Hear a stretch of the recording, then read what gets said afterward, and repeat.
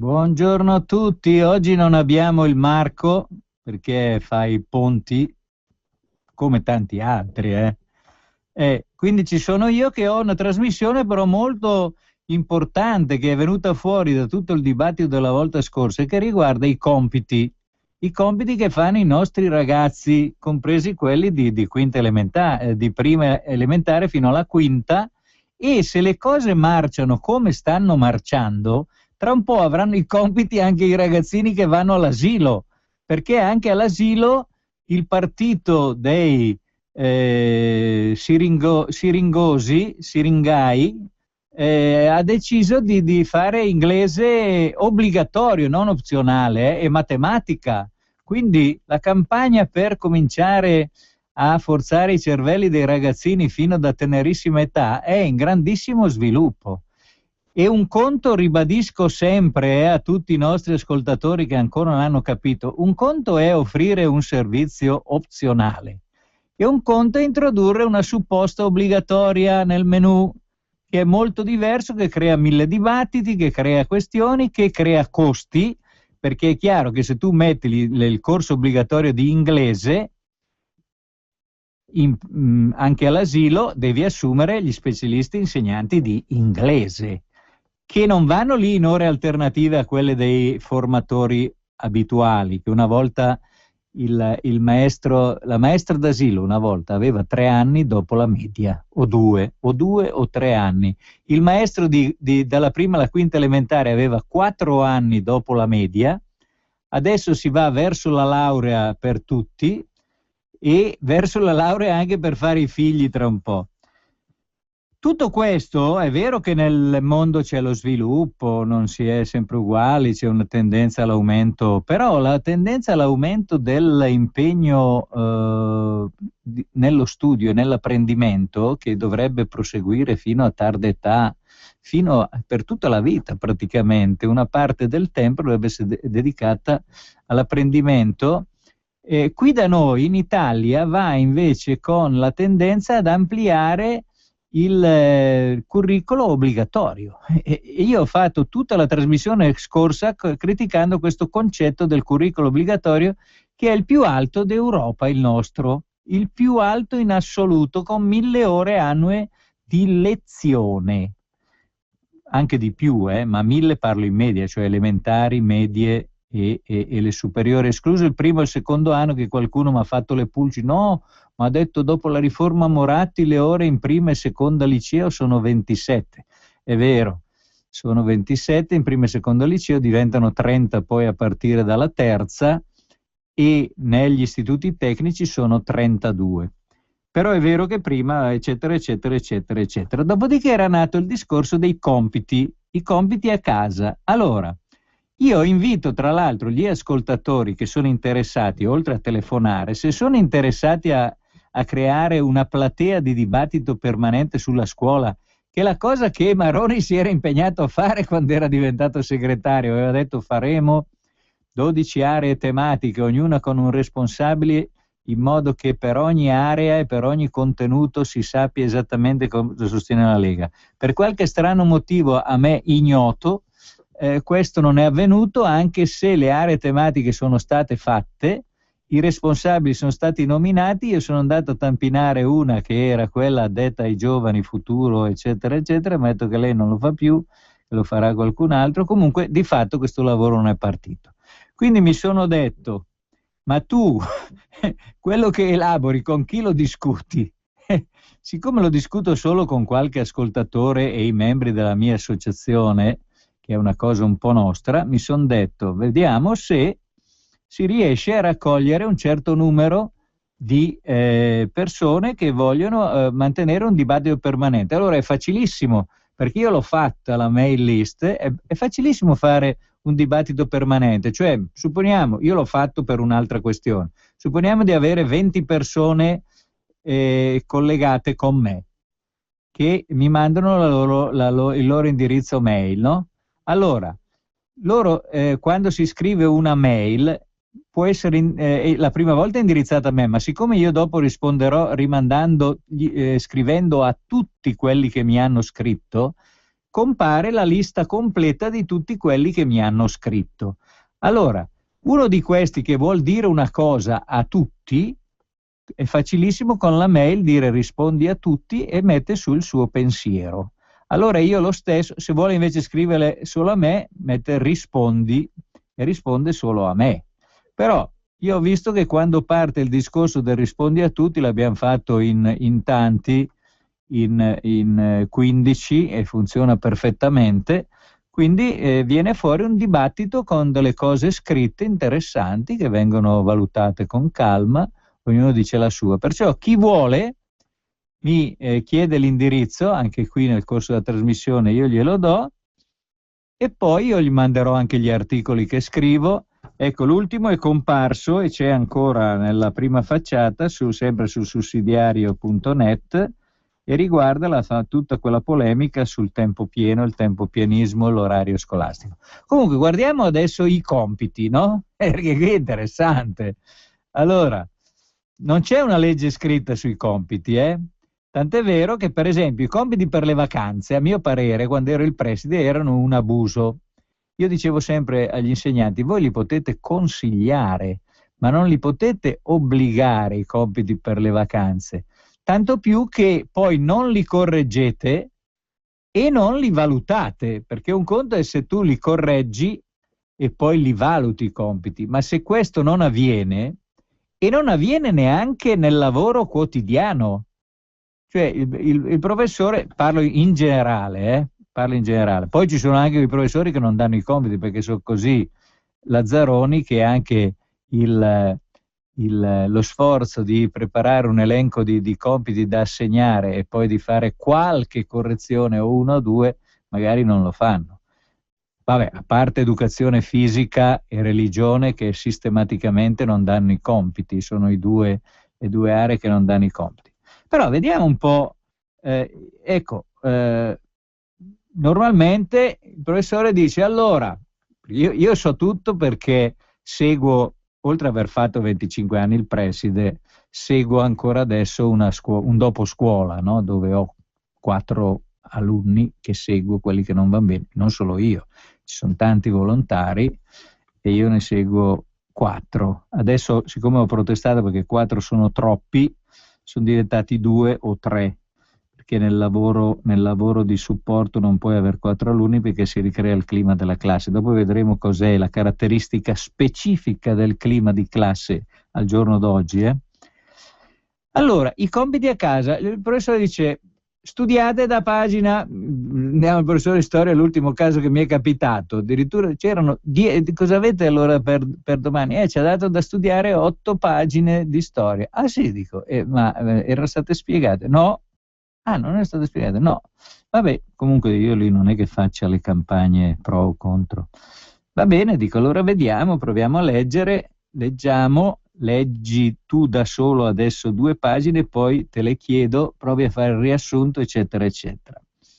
Vabbè, in 1 ora e 3 quarti che dura il mio supporto su questi 2 o 3 alunni, si è riusciti a malapena a finire lo studio di queste 8 pagine di storia. E allora uno dice, ma qual è il criterio con cui vengono assegnati i compiti? Vabbè, può essere l'esperienza, poi, ma sono tanti o pochi? Io quando chiedevo agli insegnanti, adesso vi racconto una storia quantitativa, perché vedete che io lo dico sempre, non si può fare un discorso astratto su cose bene e cose male, perché la pasta asciutta per esempio è buona, piace a quasi tutti, però 10 piatti di pasta asciutta ti fa venire il vomito, giusto? Ecco, allora non solo, ma 3 piatti di pasta asciutta a 18 anni te li mangi anche, 3 piatti di pasta asciutta a 65 anni ti fanno crepare subito. Quindi bisogna sempre commisurare il contenuto di cui si sta parlando con la quantità e con il tempo e con chi lo deve fruire. Allora, sono tanti o pochi i compiti a casa? Bene, allora, io ho fatto, ma vi prego anche voi eventualmente di portarmi esperienze, fino a che ora studiano i vostri figli. Io le ho fatte un po' queste indagini, c'erano dati molto diversi riferiti dai genitori sul proprio figlio, proprio diametralmente diversi. Però la cosa interessante era quando io feci un dibattito con i professori sui compiti, no? Allora l'ho presa larga apposta perché sapevo che tutti fanno i furbi. Allora dissi, secondo voi, quante ore dovrebbe studiare a casa un ragazzo, mediamente? Ha 30 ore alla settimana di lezione, quante ore dovrebbe studiare? Beh, alla fine sintetizzato 2 ore al giorno, 2 ore al giorno di studio, 2 ore al giorno per 5 giorni o 2 ore al giorno per 7? Perché i giorni sono 7, compreso il weekend. Se sono 5 sono 10 ore, se sono 7 sono 14. Bene, però c'è chi studia mangiando il panino, chi telefona, chi guarda la televisione, poi sono qui, poi sono là, poi fanno finta, invece pensano altro, chi dice se davvero hanno studiato 2 ore o no, e si apre tutto questo dibattito. Però io, incurante dei sabotaggi più o meno pertinenti, nel mio sforzo di portare sempre l'attenzione sulla quantità, perché anche in un posto di lavoro c'è chi lavora 8 ore, chi lavora intensamente, chi va a fumare 8 sigarette, chi va a bere 4 caffè, chi guarda internet, chi pensa all'amorosa o all'amante, o eccetera, eccetera. Quindi queste variabili ci sono in qualunque tipo di attività. Allora dico, 10 ore, da 10 a 14 sono ragionevoli, benissimo. Allora adesso facciamo così, mi rispondono solo gli insegnanti di italiano. Allora, secondo voi un ragazzo quante ore dovrebbe studiare e fare compiti per la vostra materia? Minimo 1 ora al giorno, è stata la risposta, ma minimo, minimo, minimo. Allora, quindi da 5 a 7 ore solo italiano. Oh. Poi, matematica, quanto dovrebbe studiare di matematica un alunno? Beh, 1 ora al giorno come minimo anche lì, perché è la materia più importante, matematica. Allora, già facendo così, solo con italiano e matematica sono 6 ore, facciamo 5, dai, restiamo nel basso, 5 ore nei giorni senza i 2 del ponte. 5 e 5 fa già 10. Poi andiamo avanti. La geografia, poi c'è educazione tecnica. Incredibilmente educazione tecnica era una delle materie che richiedeva almeno 2-3 ore alla settimana per fare le tavole, perché gli insegnanti di tecnica hanno trovato un equilibrio. Ce n'è una parte che fa informatica, una parte che fa tecnologia varia, ma il grosso si è posizionato sul fare disegno tecnico, diciamo, a volte col computer, a volte senza, e siamo già a 13 ore come cosa minima. Poi c'è educazione artistica fanno i disegni. Poi c'è spagnolo, cioè seconda lingua straniera, parliamo delle superiori, quindi italiano. Poi c'è storia e geografia, e poi c'è musica. Musica bisogna studiare un po', almeno 1 oretta alla settimana, fare un po' di esercizi col flauto, eccetera, eccetera. E quindi totale si va a 20 ore. Quindi questo il minimo, questo è il minimo detto di 20 ore settimanali dopo le 30 di lavoro d'aula concreto. Quindi è vero che queste 20 ore c'è l'alunno che magari è più veloce, le fa, però c'è anche quello più lento che le fa in più tempo e che magari va fuori. Quindi diciamo che non c'è nessuna chiarezza. Allora, è vero, dopo l'insegnante, ma nessuno cerca nemmeno di farla la chiarezza su queste cose, perché si cerca di mantenere tutti gli obblighi su un terreno vago e scivoloso, in modo che poi si rimedie col buon senso. Per esempio, io ho un mio amico che dice, vabbè, da noi È vero che in Francia ogni ora ci sono 10 minuti di intervallo a campanella e in Danimarca 15, però io lo faccio per conto mio in classe e dico agli alunni, vabbè dai, adesso impegnatevi, dopo così alla fine dell'ora facciamo 10 minuti l'intervallo dove senza far confusione fate quello che volete. Che è vero, si fa tutto, però io diciamo che ho questa fissazione di portare sempre il dibattito, anche perché poi le misure organizzative vere le prendi se entri nel merito dei procedimenti, dei processi, delle cose che si fanno. E anche, diciamo, il pressing su tuo figlio, no? Cioè il pressing su tuo figlio, fino a che ora lo fai? Che patto fai con lui? Quindi io sarei dell'idea di rovesciare la frittata e di dire 2 ore al giorno, diciamo, è il tempo ragionevole, che così facevo con mia figlia, più o meno facevo così anche per la televisione, cioè tu guarda, tu puoi guardare la televisione, ma un paio d'ore al giorno, scegli tu in quali fascia, se tutte assieme oppure separate, oppure un'ora adesso, un'ora dopo, però più di 2 ore al giorno no, perché dopo sennò diventi troppo intelligente. Quindi, siccome io non amo le persone troppo intelligenti, finché posso darti degli ordini, così, e tiri, no? Perché poi gli ordini sono sempre qualche cosa che non è mai applicato a accetta, sono applicati con un tira e molla, c'è un parziale sempre margine di rettifica, di correzione, di ridefinizione, eccetera, eccetera, eccetera. E che però va bene che ci sia il tira e molla, un tira e molla ragionevole dove tu hai le coordinate per valutare. Allora, il ragazzo fa i compiti a casa, mettiamo il professore di matematica da 6 esercizi. 6 esercizi, allora, ne hai fatti solo 2, vabbè, ne hai fatti 2. L'idea che viene a me è, allora sarebbe meglio che i compiti a casa fossero consigliati.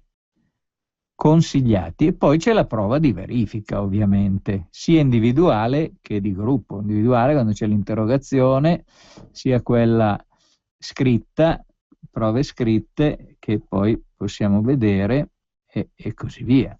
I compiti sono consigliati, eventualmente si può dare un segno positivo a chi li fa tutti, a chi li fa bene, a chi li fa costantemente, eccetera, eccetera. Si può dire questo dimostra un interesse, una partecipazione notevole, eccetera, eccetera.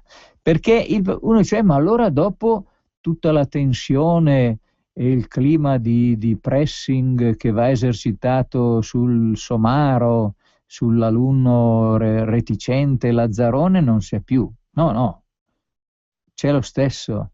C'è lo stesso perché se invece si crea costantemente un clima, poi si forma il callo. Il callo, cioè si mettono in moto i meccanismi di azzeramento della tensione tramite l'indifferenza. Tramite l'indifferenza, tanto uno dice, vabbè, tanto mi sgridano sempre, qualunque cosa faccio, allora me ne frego e vado a scuola già col casco e con le orecchie tappate, così so bene quello che avviene. E questo fatto della...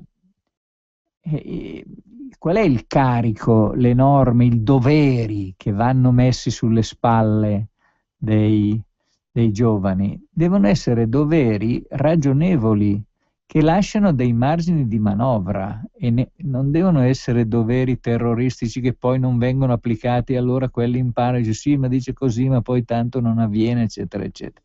Quello che viene ordinato invece in maniera perentoria deve essere vigilato e analizzato bene. Guardate che già fare una riunione di un quarto d'ora, tutte queste cose le ho viste, le ho provate con gli alunni. Avevo qualcuno che diceva, va bene, adesso tu ogni mattina, prima di andare in classe, passi da me e mi fai vedere il diario con i compiti di ieri e quello che hai fatto per stamattina. Bastano 10 minuti. Allora, questo appuntamento da solo è, non dico terroristico, ma lascia una traccia così forte nella mente del ragazzo, l'idea che domani mattina viene qui a farti vedere, che tutta la sua giornata ne è influenzata, senza essere davanti a un'alternativa tragica. Così dico coi figli, no? Il genitore non deve essere lì assieme a fare i figli, a fare i compiti al posto del figlio o col figlio, però il figlio deve sapere che il genitore 10 minuti ogni sera gli guarda il diario, parla con lui, gli chiede com'è andata, se c'è stato qualcosa di bello, se c'è stato qualcosa di brutto, come è andata con i compagni, come è andata con gli insegnanti, e magari gli racconta anche una cosa sua, quella che gli è successa a lui nell'arco della giornata. E sapere che ci sarà questo 10 minuti, non che ci sarà l'ora di furore, i 10 minuti di chiacchieratina vis-à-vis, occhio nell'occhio, e anche tranquillo, anche sorridente, ha una enorme potenza sullo stato d'animo del ragazzo. E questo io vi prego di fare, ma anche di dirmi vostre esperienze, chi le ha, perché la gestione dei ragazzi è semplice e complicata allo stesso tempo. Se hai una cosa che funziona, è semplice. Se le cose non girano e comincia a nascere l'incomunicabilità, allora metti in moto strategie, controstrategie, eccetera, eccetera, e a volte non serve a niente. E magari si scopre dopo 8 anni che lì non c'era niente da fare, che ci vuole anche pazienza. Io quello vi dico, dobbiamo approfondire le esperienze di questi anni, anche perché nel giro di 5 decenni è finito quello che c'era prima, cioè le famiglie numerose, ma in pochi anni, in pochi decenni, in 50 anni è cambiato completamente il panorama. Oggi in ogni famiglia ci sono 2 genitori e un figlio, quindi il tempo genitoriale disponibile sul terreno educativo formativo con i figli è enormemente aumentato, eppure sembra quasi che la capacità di incidere sia diminuita, oppure è così forte che schiaccia. Quindi dobbiamo, è vero che ci sono tanti spazi di confronto, tanti, non so quanti effettivamente, perché i comitati genitori non sono amati né dai presidi né dai sindaci, che dicono sempre qui a lamentarsi. Mi ricordo, ho parlato con un sindaco, dico dobbiamo collaborare, l'assessorato, con i genitori. No, per carità, lasciamo stare i genitori che sono una rottura di scatole pazzesche, eccetera, eccetera, eccetera. Quindi, allora, i compiti quanti devono essere? Siamo rimasti che dovrebbero essere dalle 10. Io farei dalle 10 alle 12 ore a settimana, guardate, non di più, 2 ore al giorno, però inclino di più per le 10 ore, proprio per la salute mentale dei ragazzini. 2 ore di compiti, 2 ore di televisione. E il resto, passeggiare, merenda con gli amici, giretto all'oratorio, in bicicletta, un hobby, uno sport, una passeggiata con la mamma, andare a fare la spesa anche assieme, interessante, al centro commerciale, una chiacchierata così, eccetera, tutto quello che fate.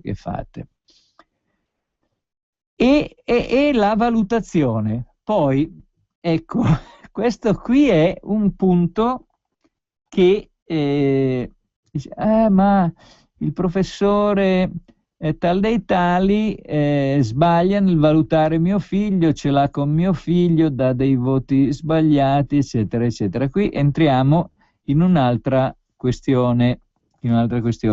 Esistono queste cose, esistono, e come? E anche gli insegnanti fanno errori di soggettivismo, di superficialità, a volte anche favorevoli. Però io, per esempio, l'ho già detto a mia figlia, perché non raccontavo sempre di un episodio quando durante un compito in classe, io che avevo scoperto la soluzione perché quelli della classe eh, parallela ci avevano passato il compito dove c'era un punto che nessuno aveva risolto, io l'avevo risolto e allora ho passato la soluzione agli altri della mia classe a 7. Tutti gli altri non avevano fatto, io l'avevo passato a 7, quelli che erano più o meno intorno al mio banco, e questi 7 hanno preso 7, 8 e io ho preso 5 perché il professore mi ha scritto sul foglio che avevo copiato. Io non ho fatto una piega, anzi mi sono messo a ridere e dice, prego, sentiamo il primo ascoltatore, prego. Buongiorno. Buongiorno. Prima di tutto le chiedo scusa per la mia ignoranza. Sì. Ecco, però vorrei una cosa che ho sempre pensato, cioè prima di tutto noi abbiamo visto che la storia... Scusi, da Sì. dove chiama lei? Io chiamo da Viadana, provincia di Mantova. Ah, sì, prego, Ecco. prego. E abbiamo visto che nella storia i famosi scienziati, testoni tipo Einstein, tipo quella gente lì, insomma, a scuola non è che andassero molto bene, però avevano una predilezione per imparare, per scegliere certe cose. Cioè, quello che voglio dire è questo: io credo poco nei compiti, credo di più nell'indirizzo. Cioè, un ragazzo quando fa le medie ha già in mente un qualcosa di cosa vuole fare nella vita. Quindi io penso di più che ascoltando questo ragazzo, la predilezione di questo ragazzo, sia più importante seguirlo su quello che vuole fare, che dargli dei compiti inutili, facendogli perdere del tempo per niente. Ecco, non so se ho reso l'idea più o meno di cosa... Sì, ma è vaga, troppo vaga. Cioè, io prima ho detto che i compiti potrebbero essere consigliati, non prescrittivi. Sì, Quindi, perché il professore alla fine della lezione deve dare qualche indicazione, quindi lui la dà. Se poi c'è l'alunno che i compiti non li fa mai e fa invece l'altra cosa, va bene. Il non fare i compiti non è di per sé, nella mia visione, una cosa che ti porta a pigliare un 4. Mentre invece quando faccio la prova di verifica, se vuoi avere la sufficienza, il minimo di contenuto di quella disciplina lo devi aver imparato. Ho capito. Io... Lei cosa farebbe? Se uno dice a me la matematica non interessa, mi interessano le lingue, non gli farebbe più studiare matematica? Ma io, diciamo, matematica è quello che concerne il minimo indispensabile il minimo indispensabile, benissimo. Ecco, Metta grazie. pure giù che approfondiamo questo concetto del minimo indispensabile, perché non è una cosa da poco questa di che cos'è il minimo indispensabile, anzi è il centro del centro di quello che si dovrebbe chiamare il programma scolastico. E allora, il programma scolastico c'è in Italia? Sì, c'è, ma è prescrittivo? No, non è obbligatorio, si chiama indicazioni. Sono prescrittive in senso generico, nel senso che devono dare un orientamento ai professori per quali sono le tematiche da trattare, in che modo, eccetera, ma non rispetto ai livelli di conoscenza effettivamente acquisibili. Allora, noi abbiamo aperto il dibattito dicendo che 30 ore settimanali di lezione sono troppe, ce ne vorrebbero 20. Per farne 20 ci vorrebbe la definizione precisa del curricolo essenziale, cioè di quali sono le conoscenze minime che vanno acquisite e soprattutto in quali materie, che dovrebbero essere italiano, matematica e lingua straniera. 3 materie chiave: italiano, matematica, inglese, e il resto più elastico, più flessibile. Potrebbe esserci anche un'indicazione generica. Allora, il curriculum essenziale in matematica è abbastanza semplice perché fai un elenco di qualche centinaio di problemi che deve saper risolvere un ragazzino di prima media, qualche centinaia di problemi che deve saper risolvere un ragazzino di seconda media, eccetera, eccetera, e lo riesci a fare. Per italiano è anche lì, mettendo della gente esperta a farlo, si potrebbero definire le competenze minime di come si costruisce un discorso, di come si fa una relazione, di come si fa un riassunto, di come si fa una... Prego, sentiamo il prossimo ascoltatore. Sono Bruna, della provincia di Lecco. Buongiorno. Buongiorno, Padania Libera. Dunque, io volevo dire 2 o 3 cose. Sì. Uno, che secondo me le ultime riforme della scuola e delle materie sono state veramente pessime. Nel senso... Lei che mestiere, scusi, ecco, lei che mestiere faceva? L'insegnante. Faceva o fa? Vabbè, adesso faccio qualche ripetizione privata, sì. Ed è la cosa che mi consente di sapere com'era andato. Praticamente, prima, parlo di matematica in particolare, sì. Ogni indirizzo di studio delle superiori aveva un indirizzo di matematica. Adesso tutti, a partire da quelli che fanno, che ne so, scuola d'arte piuttosto che alberghiera, fanno la matematica identica, naturalmente, sì, a livelli più bassi di uno scientifico. Per me è una cosa stupida, sì. Perché d'accordo, è vero, oggi anche le professionali possono accedere all'università, però di tutte le persone che fanno le professionali, quante andranno all'università? Punto di domanda.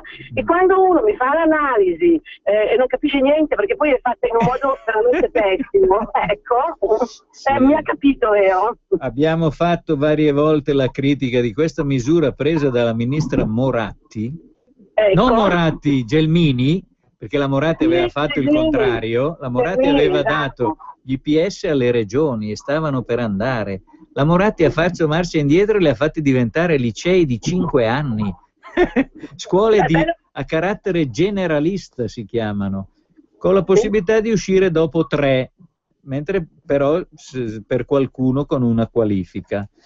Allora lei diceva...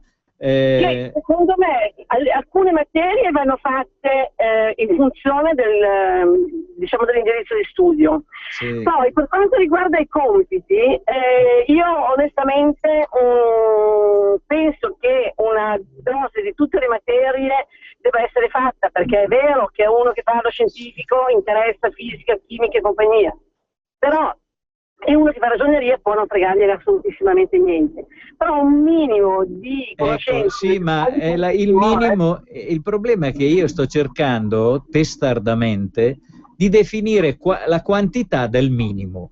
Sono 20 anni che cerco di fare questo e non si riesce. Cioè il minimo per ogni disciplina deve essere compatibile poi con il tempo totale di lavoro a casa del ragazzo, giusto? Certo, io volevo aggiungere un'ultimissima cosa, poi dopo smetto. Sì. Secondo me non è così scontato che uno che fa le medie abbia già una mezza idea di quello che farà alle superiori. È vero, era molto ottimista il signore di Viadana.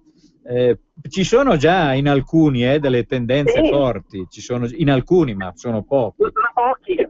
Sì. Ok, buona Padania, saluti. Saluti, grazie.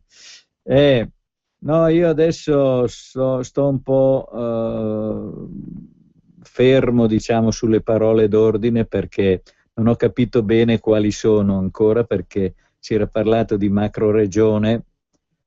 Poi però ho visto che i veneti sono andati verso l'indipendenza, la Lombardia sembra schierata verso l'autonomia a statuto speciale, il Piemonte non fiata, quindi io sto fermo e mi limito per ora a parlare di scuola.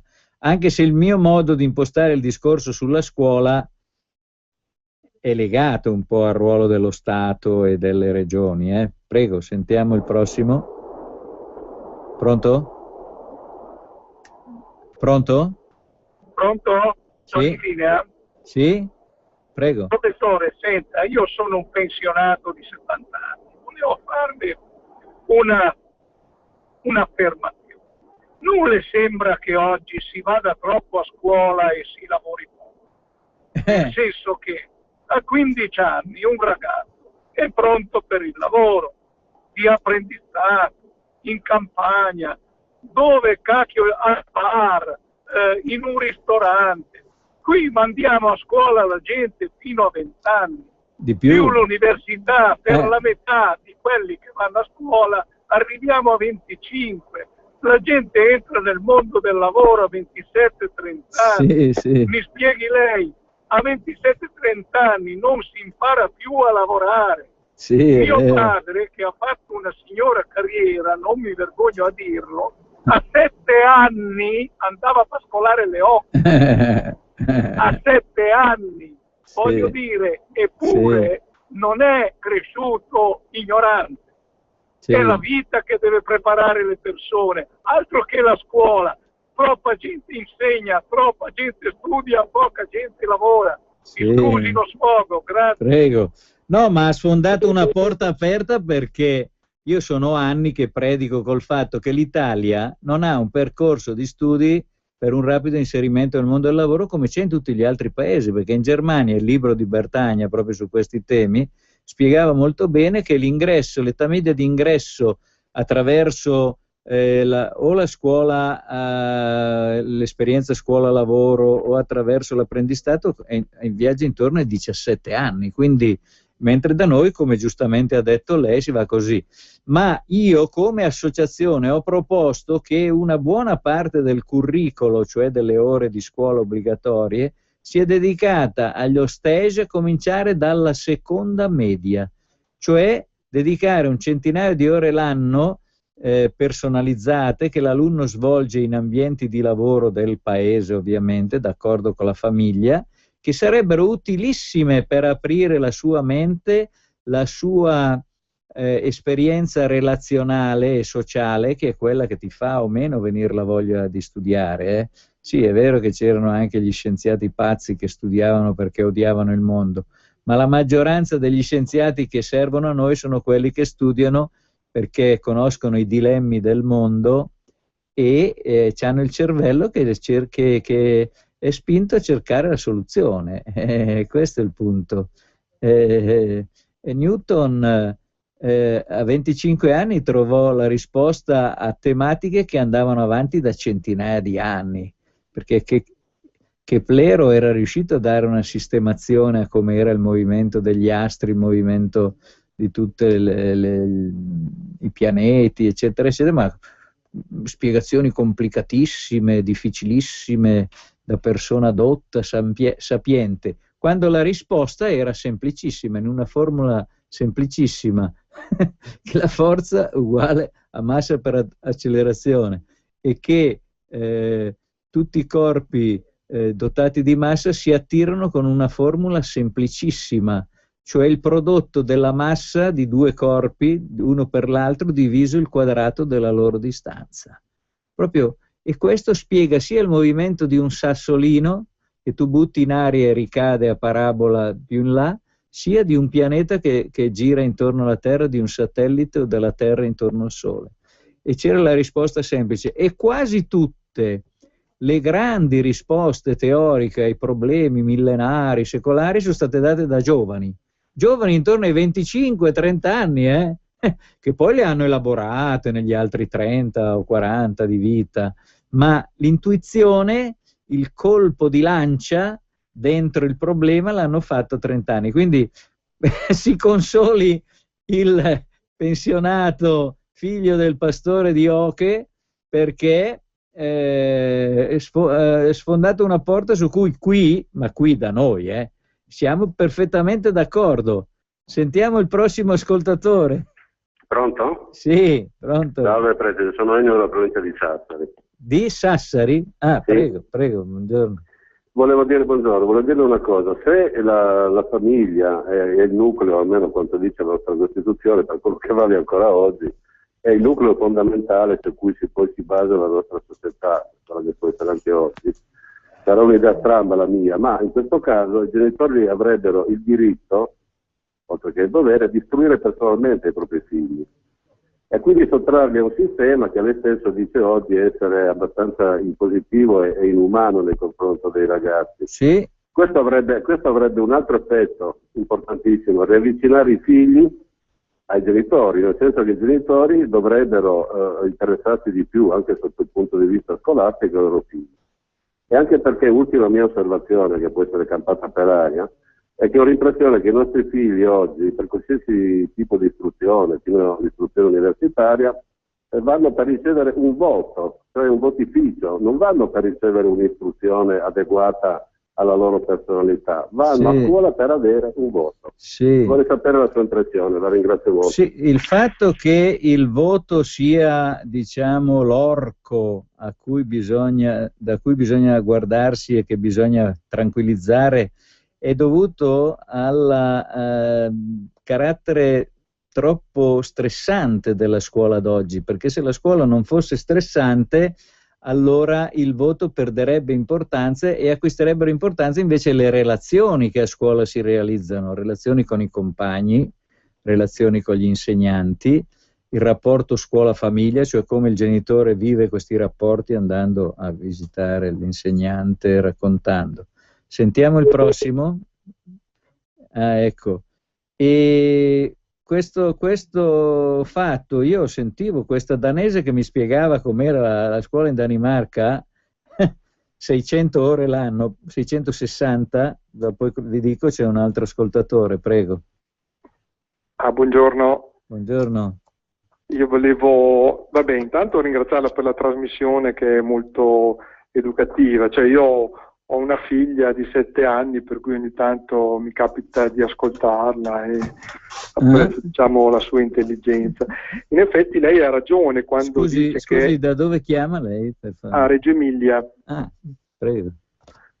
E quando lei dice che effettivamente c'è un range di età in cui certe scoperte vengono fatte. Di fatto negli Stati Uniti esistono dei database che raccolgono tutte le tesi universitarie, per cui di un'età tra i 24 e i 28-30 anni, perché è il momento di intuizione maggiore che hanno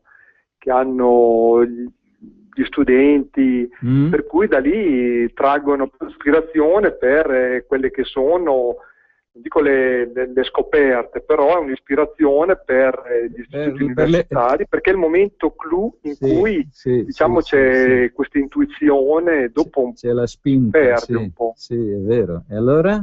Diceva di sua figlia di 7 anni, com'è? Sta facendo i compiti. Sta facendo i compiti perché... a che ora è uscita da scuola? Ma oggi sono a casa. Ah già, è vero, sono in vacanza pasquali ancora.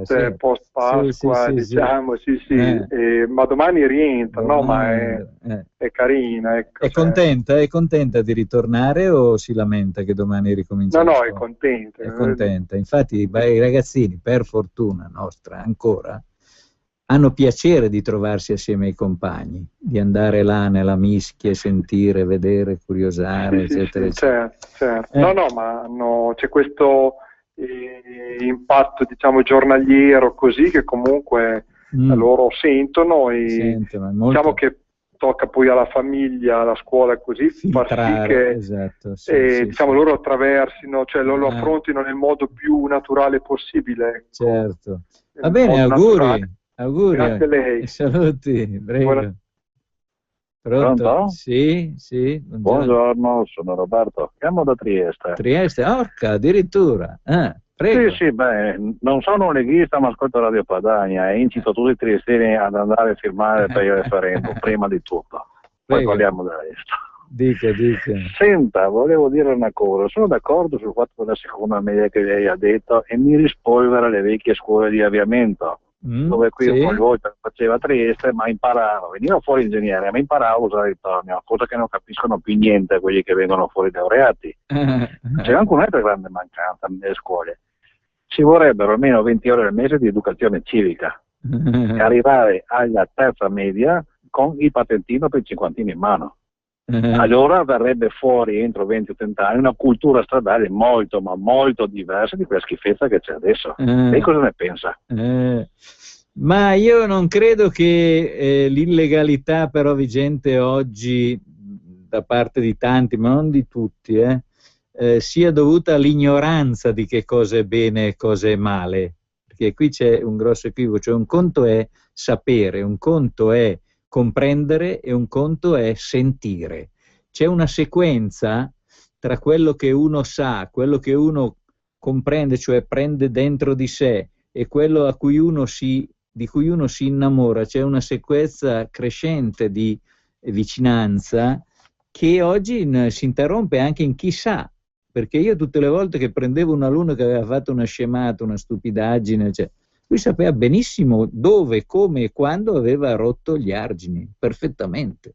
E perché l'hai fatto? Perché non avevo voglia di fare altre cose, eccetera, eccetera. Sappiamo. Quindi il problema, però, sono molto diverse, perché la lezione di educazione civica c'è già a scuola, c'è già un'ora alla settimana di educazione civica alle medie. E anzi, sentivo proprio la settimana scorsa un dibattito sul fatto che in realtà l'educazione civica dovrebbe essere usata, l'educazione civica, per sviluppare la cultura giuridica, cioè la conoscenza effettiva delle norme vigenti in materia di comportamento, sia relazionale, civile che stradale, il che forse va anche bene, però poi dentro di me dice, perché toglierebbe da un assetto moralistico e puramente esortativo e anche un po' terroristico la cosa. Verrebbe fuori, dice, questa legge è stata approvata dagli organi che comandano democraticamente nel nostro paese e ha stabilito questo. Quindi fare un dibattito di merito conoscendo esattamente proprio le norme che nemmeno gli insegnanti conoscono oggi come oggi.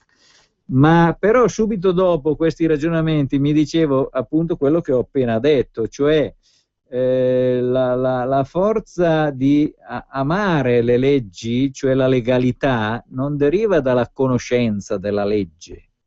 Anzi, io sono convinto che i criminali conoscono molto meglio di noi le leggi, e quelli che le trasgrediscono. L'amore per la legge deriva dal fatto che tu ti sei convinto che le relazioni tra le persone, se non seguono leggi, ovviamente leggi scelte in base alla propria natura dalla grande maggioranza della popolazione, che l'inosservanza delle leggi produce il caos e quindi un'enorme sofferenza sociale e un'enorme sofferenza anche personale, per cui quando tu ti fermi a un semaforo rosso, sai che sì, stai frenando il tuo movimento, però stai contribuendo a creare la certezza che quando il semaforo è rosso la gente si ferma e quindi quelli che hanno il verde passano. In un mondo in cui si sa che nessuno rispetta il rosso e il verde, tu anche quando il tuo semaforo è verde devi frenare e stare attento a cosa succede, cosa che io faccio regolarmente la sera, dopo le 10 di sera io, se arrivo anche al semaforo verde, non passo mai di getto perché non mi fido più. Quindi lo dicevo anche a un mio nipote, dico, guarda che anche se sei ateo, il fatto, e probabilmente lo sono anch'io, penso, perché non credo che ci sia un essere che ci dà le leggi in questo senso, però sono convinto che le leggi che sono state date all'umanità avevano molto senso quando sono state date, quando sono state accolte, quando sono state rispettate. E probabilmente l'equivalente ateo di Dio è il clima sociale, cioè io so che facendo certe cose il clima sociale migliora, diventa più sereno, più tranquillo, più bello, più felice. Se non le faccio c'è il caos, cioè la sofferenza. Prego, sentiamo il prossimo. Sono sempre io, comunque la saluto e la ringrazio, ma comunque sono convinto che da una buona, o almeno discreta conoscenza delle regole, delle leggi, ne possa venire fuori anche un buon uso. No, sicuramente. Saluti, grazie, un buon Salute, devo scappare io proprio. Prego, buongiorno. Sì. Era sempre in linea questo ascoltatore. Io pensavo che avesse messo giù, non sapevo che era ancora lì. Vabbè, allora eravamo arrivati al problema della valutazione. Allora qui è un enorme problema, io l'ho già detto, se io fossi assessore all'istruzione in Regione Lombardia, ma anche in Regione Veneto, ditelo ai vostri rappresentanti veneti o anche ai vostri rappresentanti emiliani, sia leghisti che non leghisti, che bisogna fare un centro regionale per l'autovalutazione, dove un genitore o uno studente di scuola superiore che non è soddisfatto dei voti che prende o che vuole, è curioso di sapere il livello reale che lui ha in una disciplina, possa andare a fare dei test tipo e scoprire qual è il suo livello di competenza in quella materia. Io sono assolutamente certo che avere dei posti così, gestiti dalla Regione Lombardia, contribuirebbe tantissimo alla crescita dei livelli di relazione scolastica, perché tutti gli insegnanti, anche loro, dovrebbero tener conto dei criteri generali di valutazione. Gli alunni e i genitori lo stesso avrebbero un modo per vedere quale è il loro livello, indipendentemente dal fatto che quell'insegnante mi sta sulle scatole, è antipatico, invece magari è bravo, e chi lo sa, chi non lo sa, ma nella classe vicina fanno diverso, e quello è un altro metodo, questo qui, questo qua, che poi si accetti, però il fatto di avere un ente terzo presso il quale scoprire con neutralità e con semplicità le proprie competenze e le discipline, secondo me sarebbe utilissimo e farebbe crescere tutto il baraccone, tutto il sistema. Qualcuno mi ha detto, quando io ho parlato di quest'idea, prego. Sì, buongiorno. Buongiorno, chi parla? Mi chiamo Giuseppe, buongiorno, di Milano. Milano, prego, sì, dica. Però io volevo, a proposito di educazione civica, diciamo del rispetto di quelle che sono le norme e vivere civilmente insieme, una cosa che mi colpisce, per esempio, non è una grande cosa, intendiamoci, però mi dà molto fastidio. Lei vede che tutto il verde che noi abbiamo, quindi le aiuole, gli alberi, i prati, tutto il verde che è stato costruito con un grande dispendio di spese, perché poi certe piante sono anche particolarmente costose, adesso vengono normalmente distrutte dai cani. Se guardi che anch'io ho un cane, per cui io non ho delle antipatie per i cani. Però, distrutte in che senso? Distrutte che prima dei comuni mettevano nella fattispecie il comune di Milano metteva delle reti intorno alle aiuole. Le aree riservate ci sono. No, io sono a Vimodrone e devo dire che ci sono dei parchi molto ben tenuti. Ce n'è anche. No, invece a Milano se ne viene tutte le aiuole, anche in presenza di aree apposite per i cani, questi non ci vanno più perché dicono: ma io li voglio la voglio portare sul praticello bello verde pulito per il mio cagnolino. Il risultato è che hanno distrutto le reti, per cui il comune alla fine ha abbandonato la lotta, ha tirato via le reti, i cani adesso sciamano su tutte le aiuole e le stanno distruggendo totalmente. Lei vede per esempio in via Morgagni, che è praticamente una zona dove c'è tutto un giardino che parte da Piazzale Lavater e arriva fino a Piazzale Bacone, sarà 1,5 chilometri, 2 chilometri di giardini. Lei vada dentro, ma così dappertutto, e troverà che hanno distrutto tutto.